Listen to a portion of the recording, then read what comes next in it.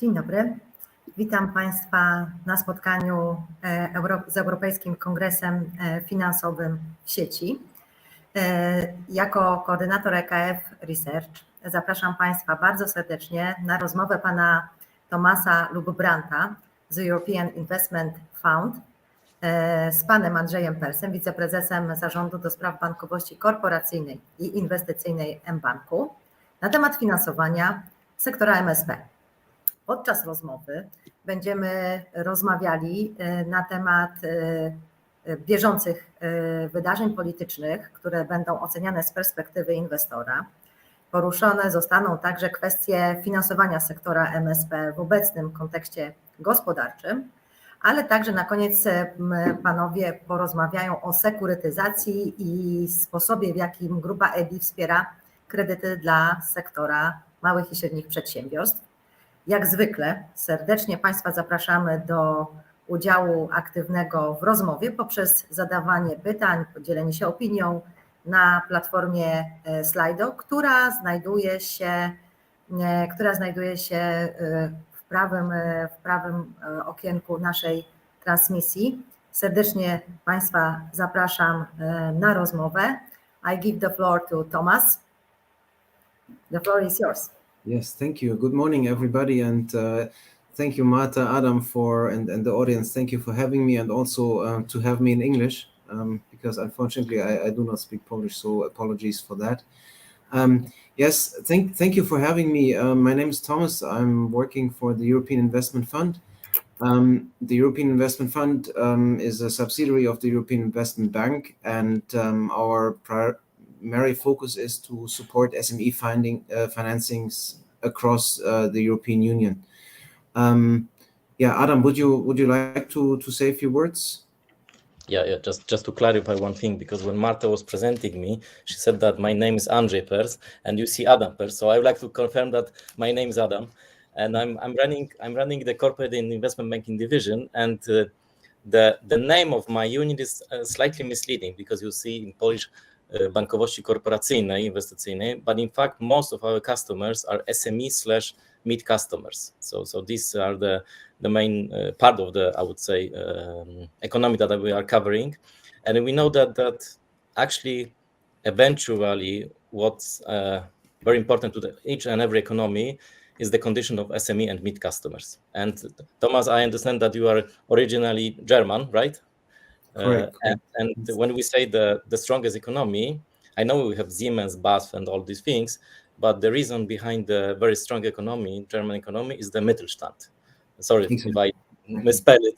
No, it was perfect. It was perfect. Yeah, and we as mBank, we accepted a few years ago strategy where our main focus is SME. I'm talking about the corporate. I'm not talking about the retail right now.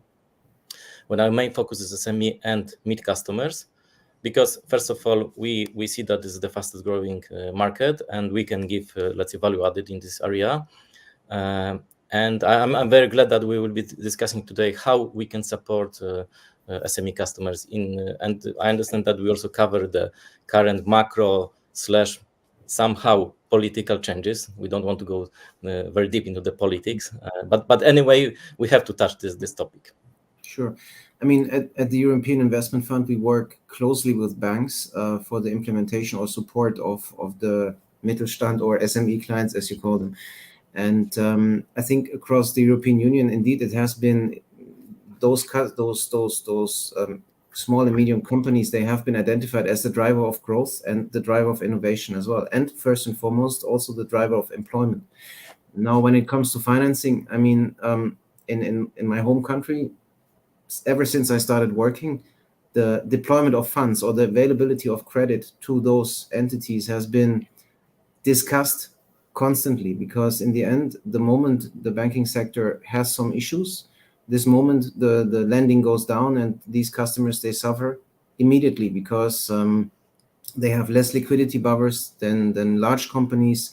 They are directly impacted, and we've seen that throughout COVID as well, for example. Mm-hmm. So in this context, Adam, since you're the expert, what's your current take on the Polish economy, maybe after the election or more general?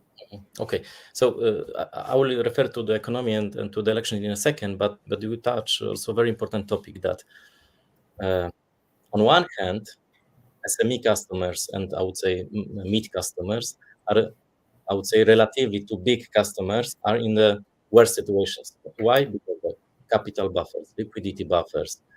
I would say the performance in the market is naturally lower, poorer, however you call it, than the big customers. On the other hand, they are growing very fast, which is very positive. And second thing, which is very important, that on the when you are talking about the loans and financing, on the Polish level, we have some support funds. Like in the BGK, we have Deni Minis. It's a very difficult word. We had also some support from PFR, so Polish Development Fund, during the COVID, and we have many other projects. This is one thing. Second thing, we have I would say, institutions like I would say it in Polish, EBOR, EBRD, like European Investment Bank, like others. I forget all the names, which are mainly dedicated to SME/mid customers. And thirdly, we have some programs which also supports from the European Union funds. We also support much stronger the SME customers than big customers. So on one hand, the risk is slightly higher in this group, but there are some support funds / the guarantee funds or programs rather. This is one thing. If we look at the Polish economy, it's great that we started today the discussion, because last 2 quarters, I mean first quarter, second quarter, Polish economy was in the negative territory. I know this is slogan in the banking sector, but I mean the GDP was in the red territory. So two quarters in the row were 0 or below. And last week there was information about or this week, maybe this week, Monday, on the consumer spending. This is 2.8% growth year on year, plus inflation. I'm talking about the real numbers, so almost 3%. Today there's GDP for the third quarter, which is plus 0.4. And third information, both in Europe and in Poland, it seems that the inflation for November will be more or less October level or slightly below, which is positive. So on the macro side, it seems that we have very good situations. There's one also important factor in terms of SME/mid customers and demand for the products, which is the unemployment rate, which is in Poland. And I have to say that I don't remember a precise figure. It's 5 or 5 point something. And the reason, and the fact that I don't remember whether it's 5.1, 5.2, you can translate that it is at such a lower level that we treat it as a bank, as a financial sector, as something which supports our economy. This is important. So we are not afraid that the demand for the products that our customers are producing / selling, offering, will suddenly decrease. Third thing, which is also important, that third quarter was from the salaries perspective, wages, there was positive growth. I mean, the salary increases were higher than inflation. And you can say, well, you are running the corporate banking, but you are behaving like a financial analyst, yeah, or macro analyst. But I'm trying to show you what is the environment for the customer that has, I don't know, 5 million, 7 million euro turnover, 30-40 milionów złotych in Polish. So it seems that it's relatively good. And now moving to the I would say current situation on the political scene. 2 sides of the side, right? So you have the supply and the demand, right? So now you were a bit on the demand side, basically. But my general observation of the banking sector in Europe is that, I mean, it has faced over the last 2 years, it has faced quite some adversities, right? We had sharply rising interest rate environment, which probably for most banks led to par value losses of fixed financial investments, for example. Exactly. On the other hand side, of course, higher interest rates give better interest rate margins for the banks, which could help as a buffer on the operating profitability, and which could offset some impairments. I mean, from what I can follow, and I'm following most of the bigger banks, at least in Europe, my impression is that the situation is not necessarily that bad so far, because we haven't seen a lot of impairments in banks' balance sheets so far. It seems that also the topics we saw in the US, like banks collapsing because of funding mismatches and so on and so forth, those were not really topics that we saw. Would you say that this is also true for Poland? How is the banking sector there in terms of capital and liquidity?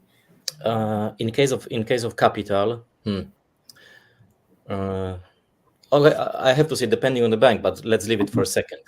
I have to say that a significant part of the capital was consumed. It's put into the fridge, I call it, because of the valuation of the govies, of the government debt. Why? Because we bought in with the rate 2%, currently is 6%, so you take 4% loss on a yearly basis. If you multiply by 5, so you have 20% loss. It's temporary loss because if you don't sell, you will recover. Sure. Yeah, but this is one thing. Second thing is that in Poland we have credit holidays, we have Swiss franc issue, etc., which is not helping to build the capital. And why this is so important? Because if you have inflation like double digit, 10% or more,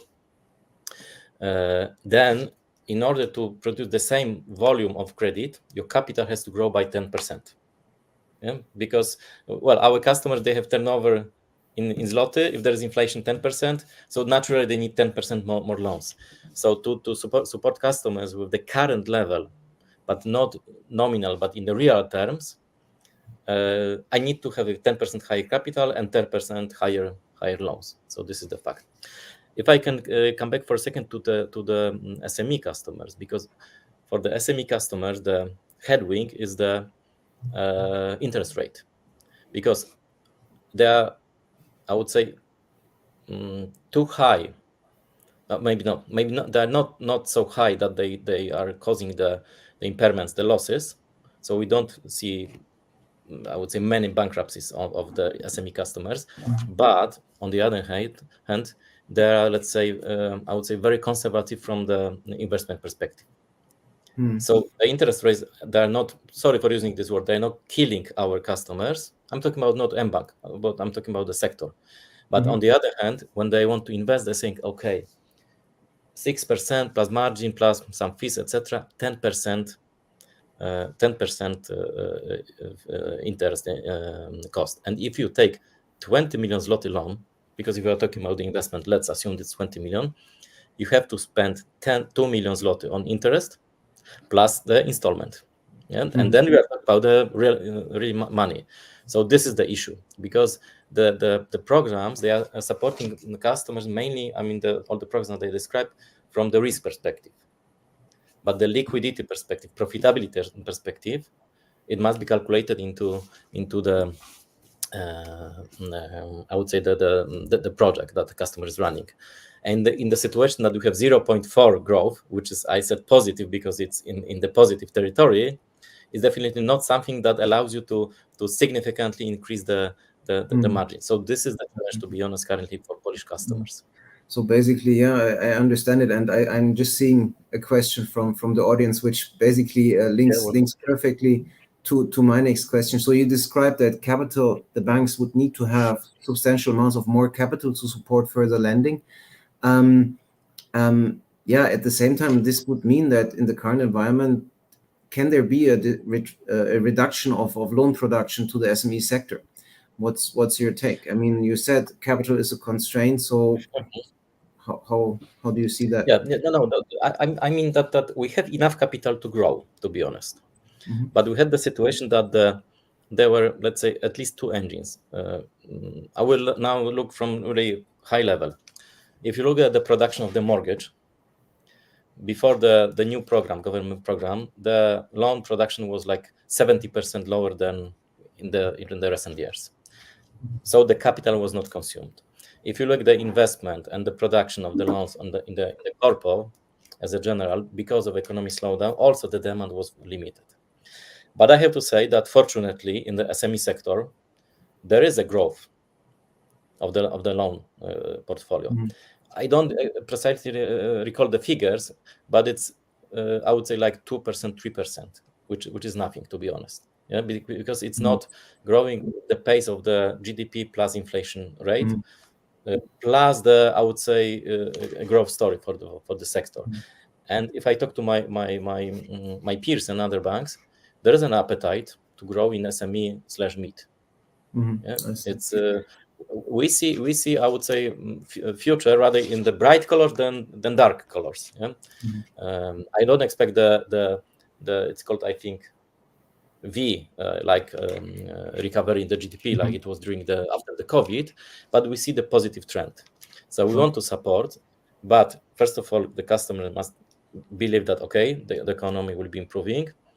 There is also political / regulatory situation which is impacting heavily on our customers.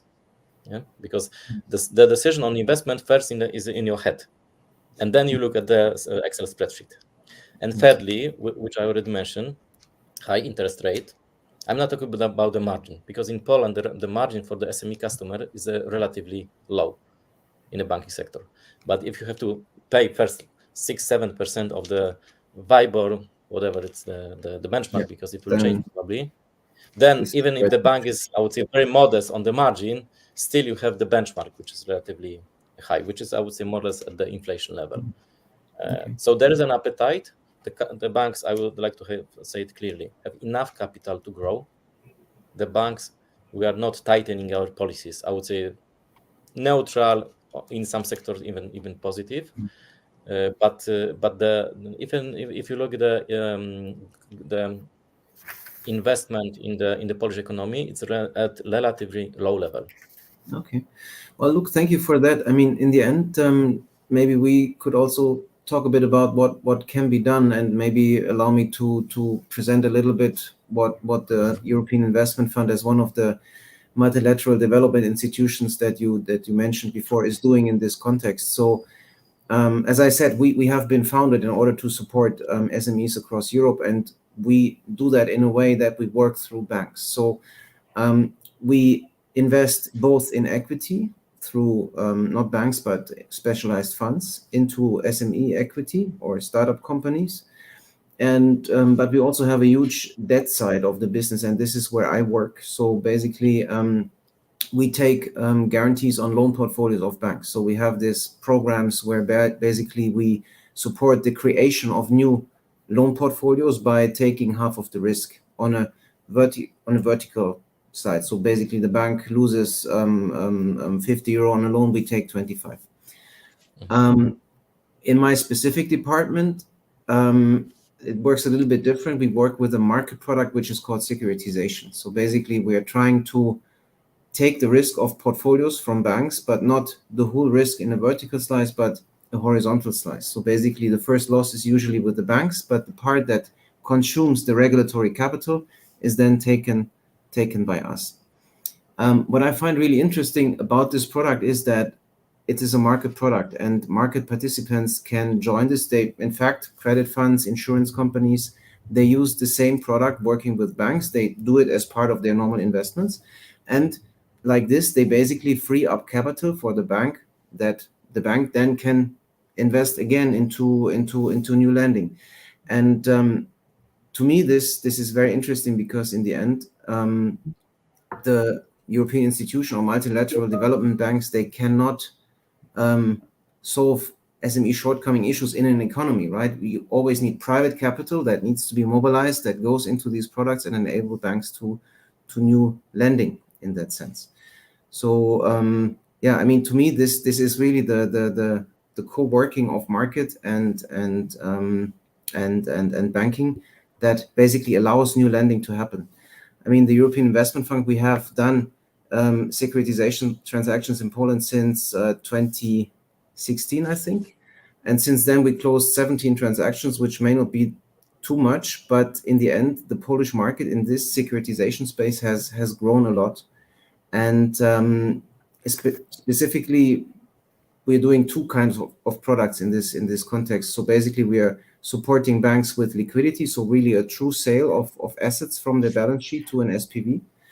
And banks recently also do this product in a synthetic format. That means that only the risk is being transferred to investors. And here we have done 11 transactions, and within the whole sector in Poland, we observed until the end of last year 16 transactions. So as you know, some of them are also done in the private format, and I think mBank itself uses this product as well in order to get risk off the balance sheet and then produce new lending. I mean, you decided to use this product, I think, 2 years ago. Would you be able to describe the main drivers or why you found this interesting at that time? Yeah, maybe I will describe the last 3 securitizations, which this is public information. We did it, and that's a very important information, because the first one that was done, I think it was end of last year, if I'm not mistaken, or beginning of this year. I think it was 2022 still. And the first portfolio that was securitized is, to my surprise, we offer to customers I treat you as a customer who invest in the securitization. We offer this to our investors, or let me call it like this, different portfolio. And the first one that was chosen by our partners was the portfolio which consists of mid customers loans. But when I'm talking mid customers, I mean mid customers in Polish environment, so 50 million zloty turnover plus, so relatively small customers. Yeah, we are not talking mid customers like in Western Europe, where you have like 500 million euro turnover, and it is a very positive signal for me, because first of all, the investors are looking firstly on the country. So Poland was ticked relatively positive. Then at the bank, ticked positive. Then portfolio. And they decided that they will not, in the first deal with us, focus on the retail, which is very diversified. They said, okay, we prefer the corporate portfolio of mid-sized customers, not, I call it Orlens of this world. Yeah? And I can also reveal, without any details, that the pricing also was out of those 3 portfolio that we offered was the best for the SME rather mid customers. And how I read it that way, that Polish economy and Polish Mittelstand customers are perceived by external investors as relatively small, relatively developed, and this is also a clear signal for us, for the banking sector, that our decision to go deeper and to be more, I would say, relatively open for the sector in terms of financing is a positive. And you asked me why we decided. We decided to execute these deals because we wanted to free our capital for the production. Because if I do the deal with you, potentially, you are covering my potential losses in the future. So I deduct my capital that allocate to this portfolio. I still have a full cooperation with my customers, because my customer is not involved per se in this deal. Exactly. It's done artificially. And I can use the capital that was, I would say, set free. Yes, set free for another loan. Yeah, and this is what to be honest, what we did. Yeah. Okay. I remember what I said about the demand for the loans, but let's leave it for a second. Let's put it aside, because the purpose was to I would say to clean the portfolio out of capital and use this capital for a new production. Yeah. I mean that's it works. the idea. Yeah, that's the idea of the bank in the end, right? You keep the customer relationship. You try to get rid of the risk, and at the same time grow your leverage, so to invest more. As a matter of fact, we did it in the synthetic form. This is important, yeah, because we didn't want to have any liquidity, because we are, as a banking sector, very liquid. So we did it was kind of guarantee, let's call it like this. Yeah, it's securitization, but for those that are not very familiar with the securitization, and I see the question to you on our chat, it's kind of guarantee, we can call it. Yes, in a synthetic format, I think it's a very simple transaction in the end, right? You have a guarantee agreement on a specific tranche of risk, and 60 pages more or less, you're done. So this is, I think, the beauty of it. You maintain the customer relationship, and at the same time, any market participant who is willing to subscribe to the risk can get exposure to a diversified portfolio.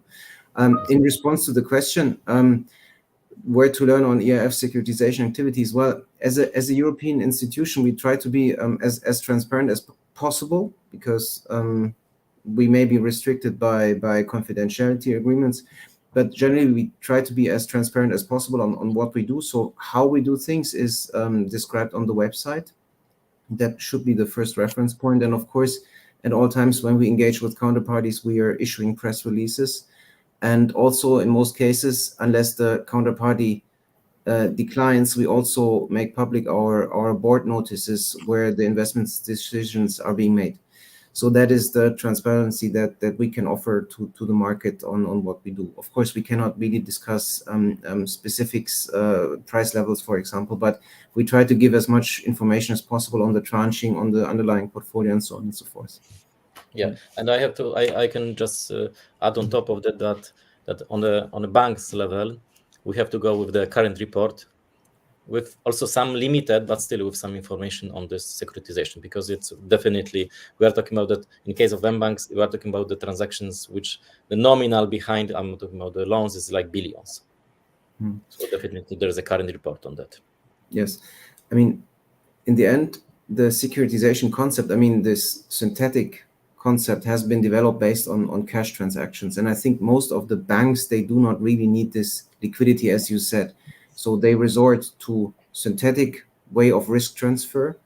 And this really helps the banks to invest. Matter of fact, anytime when we subscribe to a transaction, we have a commitment from the bank. So really an undertaking to do lending into new assets. And part of this also links to green assets, basically. So our intervention is not to put the bank in a better capital position in the end. The capital position should be just neutral, but more lending should be triggered by our investment. Of course, outside the banking sector, we get interest from, for example, from leasing companies to do real cash transactions, because leasing companies, they may not be subject to the same capital requirements, but they are looking for liquidity.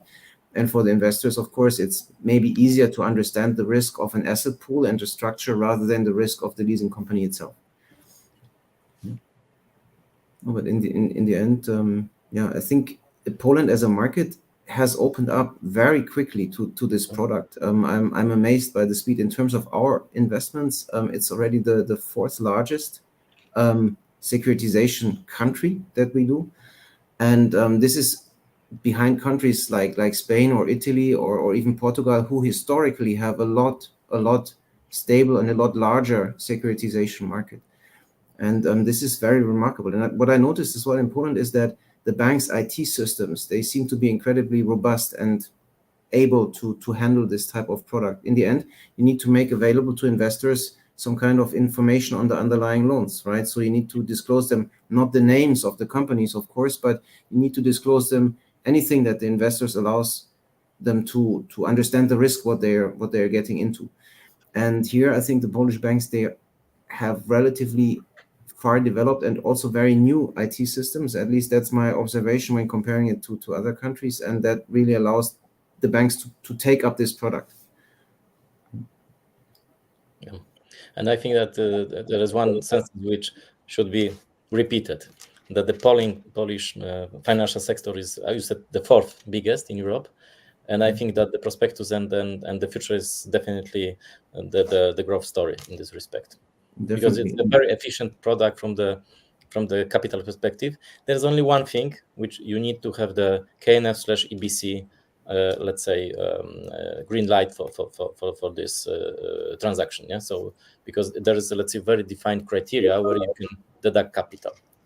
Yes, that is true. In the end, it's a regulatory matter. This is what the product is there for. But you said it really well and very, very pointed. The Polish market is trusted by external investors also for this product. And actually, the best example is your bank, because you were not relying on the European Investment Fund, for example, to do this product. No, you started it right away. Many others, for the first time, they would try to get in touch with us because they simply perceive that,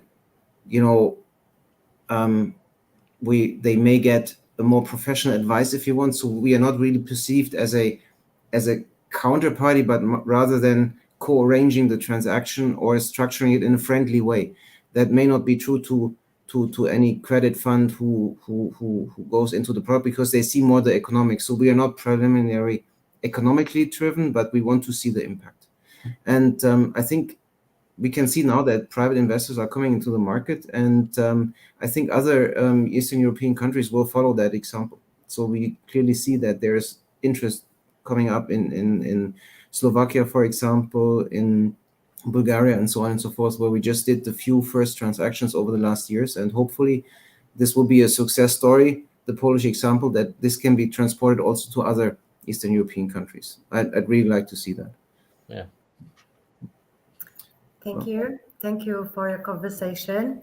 Thank you, Thomas, for helping us to better understand how European Investment Fund support our SME sector. Dziękuję Państwu za uwagę, za pytania i do zobaczenia. Bardzo dziękuję za udział. Dziękuję bardzo. Do widzenia. Thank you. Bye.